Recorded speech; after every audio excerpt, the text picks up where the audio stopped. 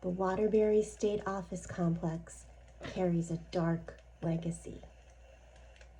Once the Waterbury State Hospital for the Criminally Insane, don't come for me, that's what it was called. Once the Waterbury State Hospital for the Criminally Insane, it housed patients who were subject to brutal experimental procedures, electroshock therapy, lobotomies, and worse.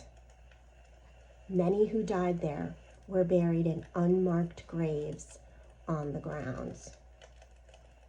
In August 2011, Tropical Storm Irene unleashed catastrophic flooding in Waterbury, inundating most of the sprawling campus and underground tunnels once used by staff, and rumor has it, cells that housed the most violent patients. The historic core, a row of brick and stone buildings erected between 1891 and 1896, survived the flood and were incorporated into the new design, but the rest of the buildings were torn down, including the state hospital. Planning for a modern replacement began in 2012 with the new secure state office facility slated to open in the fall of 2015. By late October 2015, construction was nearly complete. HVAC, lighting controls, and security systems were being tested. A skeleton crew of state employees trained alongside contractors, preparing for the Department of Mental Health to occupy the second floor of the new building the following month.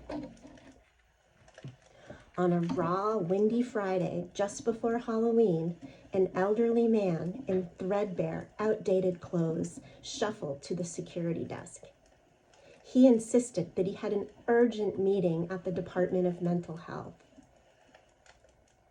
The guard logged his name, directed him through the main lobby and up the left staircase, then tracked his progress on the new camera as he disappeared into the suite.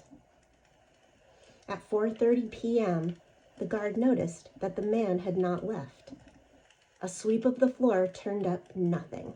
In a complex that vast, he could have slipped anywhere.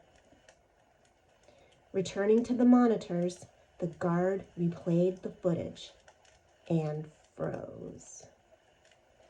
There was no sign of the visitor, no entry, no ascent, no trace. Fearing a glitch in the brand new system, he called the Vermont State Police. Troopers searched every corridor, office, and stairwell. They found no one. Back at the desk, they reviewed the logbook. The name the man had given belonged to a patient who had died at the old hospital exactly 70 years earlier, inside the building where the new offices now stood.